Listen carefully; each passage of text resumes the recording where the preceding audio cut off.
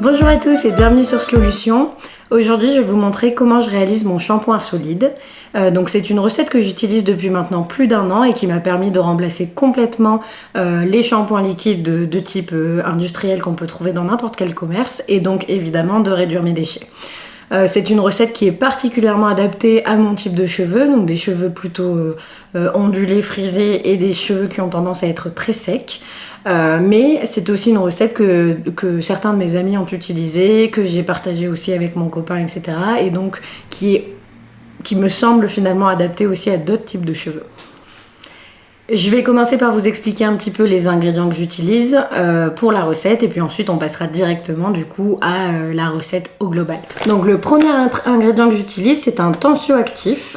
Donc le tensioactif qu'est-ce que c'est? En fait les tensioactifs ce sont des agents lavants qui sont utilisés du coup dans la confection de savon, de shampoing, etc. Et en fait c'est l'ingrédient qui va venir faire mousser le shampoing.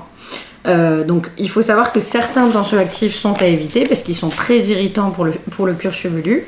Moi c'est pour ça que j'ai choisi un tensioactif qui est dérivé de l'huile de coco, donc il est composé à 86% d'huile de coco et donc c'est un tensioactif qui est plutôt doux et qui a tendance à être utilisé du coup dans la confection de shampoing solide. Donc c'est un tensioactif de type SCI. Que j'achète chez Aromazone. Il est du coup dans un grand papier en craft, ce qui permet du coup d'avoir un emballage qui soit recyclable. Et au-delà de ça, du coup, je l'achète en grande quantité. Il faut savoir que celui-ci, du coup, je l'ai acheté il y a un an quand j'ai commencé à concevoir finalement mes cosmétiques solides. Et j'en suis à peine, je suis à la moitié du coup du paquet. Donc ce qui veut dire concrètement que ça va me durer encore un an de plus grosso modo. Finalement le fait d'acheter dans un grand emballage comme ça c'est vraiment ce que je conseille pour limiter du coup finalement les déchets et ça permet derrière de l'avoir toujours sous la main, de pouvoir refaire sa recette quand on le souhaite. Donc c'est vraiment ce que je préconise. Le deuxième ingrédient que j'utilise, c'est la poudre de riz micronisée, que vous pouvez voir ici, que j'achète également chez Aromazone. Donc la poudre de riz, qu'est-ce que c'est? En fait, la poudre de riz, c'est un ingrédient cosmétique qui est utilisé depuis longtemps, notamment par les femmes asiatiques, puisque en fait, c'est un ingrédient qui a plein de propriétés. Il a par exemple un effet matifiant pour la peau, donc il est très souvent utilisé dans la confection de poudre matifiante pour le maquillage. Il peut être aussi utilisé dans la conception de produits comme des déodorants par exemple fait maison. Pourquoi? Parce qu'en fait il a un pouvoir absorbant et donc du coup c'est forcément très utile dans des produits comme les déodorants. Et donc utilisée sur les cheveux, en fait la poudre de riz elle va venir apporter des protéines aux cheveux, elle va leur apporter du volume et elle va venir évidemment les fortifier. Donc voilà, donc on conseille souvent en fait quand on conçoit un shampoing solide fait maison d'y apporter du coup une poudre, donc ça peut être une poudre ayurvédique ou autre, et donc moi dans le cas de ce shampoing là j'ai choisi du coup la poudre de riz micronisée. Troisième ingrédient que j'utilise, c'est l'huile de coco. Donc l'huile de coco que j'achète en gros pot comme ça, même chose du coup chez Aromazone, ce qui me permet de l'utiliser dans mes shampoings solides, mais aussi quand j'ai envie de faire des bains d'huile, etc. Donc l'huile de coco, pourquoi? Parce qu'en fait c'est un ingrédient qui va être nourrissant et c'est une huile qui est notamment très adaptée pour les cheveux secs et cassants et donc qui convient parfaitement à ma typologie de cheveux. Voilà du coup pour l'huile de coco qui va apporter un ingrédient nourrissant au shampoing. Quatrième ingrédient que j'utilise, c'est la glycérine végétale que vous pouvez voir ici, que j'achète également du coup chez Aromazone. Donc qu'est-ce que la glycérine végétale ou la glycérine tout court? En fait la glycérine c'est un agent hydratant qui est très souvent utilisé dans la conception de produits cosmétiques. Utilisée seule, elle n'a pas forcément d'intérêt. Pourquoi? Parce qu'en fait c'est un produit qui va venir absorber l'humidité et donc qui va plutôt avoir tendance à assécher la matière. Par contre, quand elle est associée à un ingrédient, et en l'occurrence un ingrédient plutôt hydratant, elle va venir dévoiler tous ses atouts puisqu'elle va permettre de retenir sur la peau ou sur les cheveux l'eau et donc elle va venir hydrater du coup le cheveu. Donc il faut savoir que la glycérine, elle peut être de plusieurs origines. Elle peut être d'origine animale, et dans ce cas-là, elle sera dérivée de graisse animale. Elle peut être d'origine synthétique, pardon, et dans ce cas-là, elle sera dérivée plutôt du pétrole.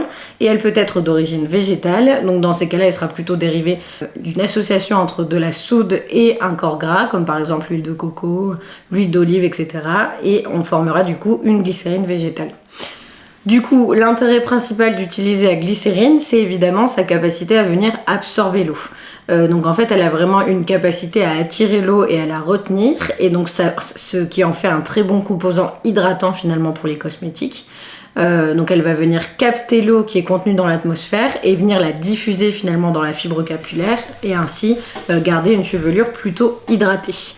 Donc l'intégration de la glycérine naturelle finalement dans la composition d'un shampoing solide permet, comme vous l'avez compris, de rendre le shampoing plus hydratant et donc d'améliorer la santé du cheveu. Et enfin, dernier ingrédient que j'utilise, c'est un hydrolat. Donc ici j'en ai 2 à vous présenter. Donc déjà, première question, qu'est-ce que l'hydrolat? En fait, il s'agit de l'un des 2 produits qui est obtenu lors de la distillation d'une plante.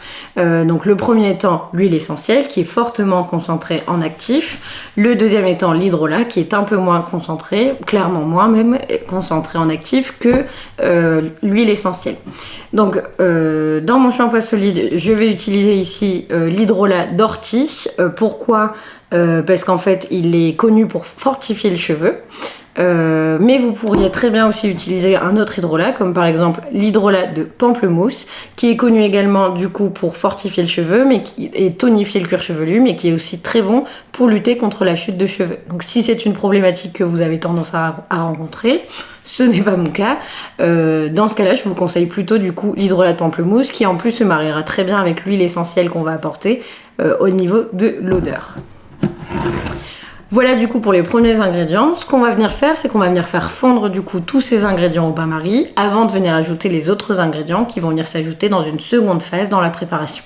Alors, place à la préparation. Du coup, pour la préparation, je vais utiliser une balance que j'ai achetée chez Aromazone, mais qui peut être aussi une balance de cuisine si vous en avez une.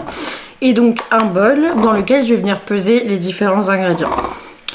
Donc je vais essayer de baisser un peu l'écran pour que vous puissiez voir un peu ce que je fais, voilà. Donc je vais venir, j'oublie pas de venir tarer effectivement mon bol, voilà.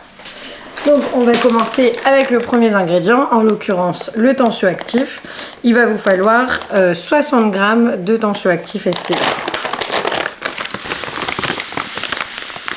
Alors soyez vigilants lorsque vous pesez le tensioactif, puisque je trouve qu'il a tendance à être irritant pour les voies respiratoires.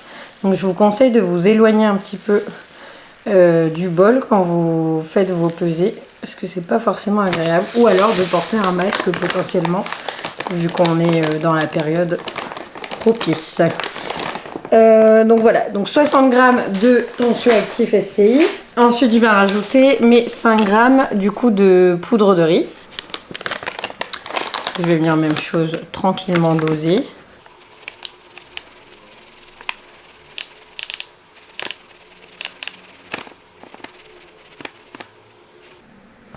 Voilà.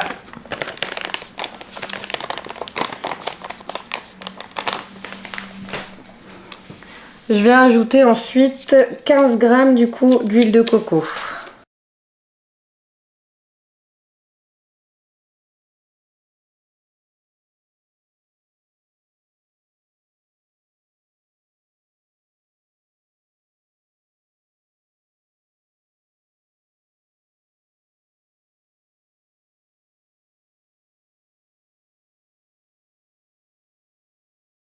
Ok, j'ai donc ajouté l'huile de coco. Il me reste désormais la glycérine que je vais venir peser ici également.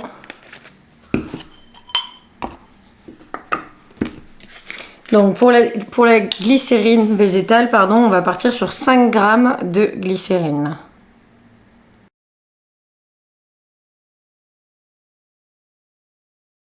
Et enfin, je vais terminer du coup avec mon hydrolat d'ortie. Et donc pour l'hydrolat d'ortie, il va me falloir 15 g, donc l'équivalent de ce que j'ai mis en huile de coco. Donc j'ai vraiment mon équivalent agent nourrissant versus mon équivalent agent hydratant. Ce qui me permet d'avoir une composition assez équilibré dans mon shampoing. Hop, j'ajoute le tout à la préparation. Voilà, donc j'obtiens du coup un mélange que je vais aller faire fondre tout de suite au bain-marie et je reviens dès que c'est fait. J'ai donc fait fondre le tout au bain-marie et voici un petit peu la poudre que j'obtiens, la substance pardon que j'obtiens. Donc faut que ce soit une pâte, pas forcément très homogène, mais faut bien que tous les ingrédients aient fondu entre eux et notamment que le tensioactif se soit bien imprégné avec les autres ingrédients. Voilà du coup pour ma base. Ensuite, je vais venir ajouter mes deux derniers ingrédients. Le premier du coup, c'est l'huile essentielle de petits grains bigarade. Alors pourquoi j'ai choisi cette huile essentielle? C'est pour son odeur douce et apaisante de fleurs d'oranger, mais aussi parce qu'elle a des propriétés purifiantes et qu'elle régule en fait la sécrétion de sébum. Donc je vais venir ajouter là 25 gouttes d'huile essentielle du coup de petits grains bigarade.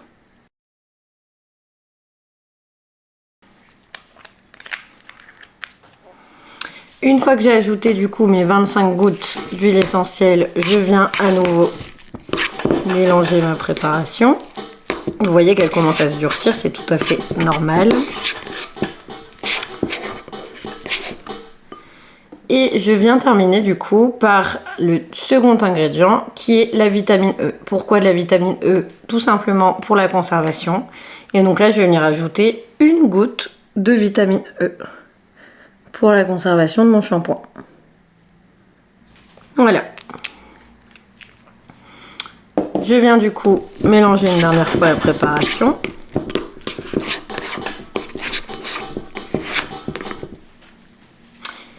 Et là, on va passer au moment le plus sympa. En l'occurrence, j'ai ici des moules que j'utilise du coup généralement pour mes shampoings. Donc ce que je vais venir faire en fait, c'est que je vais venir prendre la pâte et je vais venir la mouler ici. Et je vais surtout pas hésiter à appuyer avec mes doigts du coup pour que ça se moule bien et que ça vienne bien prendre la forme de mon moule. Donc là, hop, je viens appuyer en fait dans le moule et je vais venir mouler la préparation pour avoir un shampoing qui soit le mieux formé possible. Et voilà, donc j'ai bien moulé mon shampoing comme vous pouvez le voir ici. Ce que je vais venir faire, c'est que je vais venir le laisser poser pendant 12 heures de sorte à ce qu'il durcisse et qu'il se solidifie. Une fois qu'il est solidifié, vous pouvez le démouler et ensuite il est utilisable directement. Donc c'est pas comme pour les savons saponifiés à froid où là il y a vraiment une période de cure qui doit s'imposer. Là pour le coup, dans le cadre de ce shampoing solide, vous pouvez l'utiliser dès qu'il a été solidifié. Une fois que vous avez attendu du coup pendant 12 heures, vous allez pouvoir venir démouler votre shampoing et vous allez obtenir du coup un beau shampoing solide. Alors ici il a déjà été utilisé, mais voilà un petit peu le résultat du shampoing. Donc voilà, ensuite pour l'utilisation c'est très simple, vous allez venir mouiller votre cuir chevelu. Moi je viens frotter avec mes mains, certains le frottent aussi directement sur le cuir chevelu. Je viens frotter avec mes mains, je viens l'appliquer en massant bien au niveau des racines et du coup en frottant bien au niveau des racines ici, derrière le crâne, etc. Et ensuite, je ne l'applique pas en fait sur les longueurs, je viens juste rincer avec de l'eau et en fait le reste de la matière va venir naturellement finalement se déporter sur les longueurs. Donc voilà. Celui-ci, j'ai dû le faire il y a peut-être 2 mois et en fait je l'utilise encore, donc ça dure quand même très longtemps, hein, il faut se le dire. En général j'en fais plusieurs du coup pour être tranquille pendant quelques mois.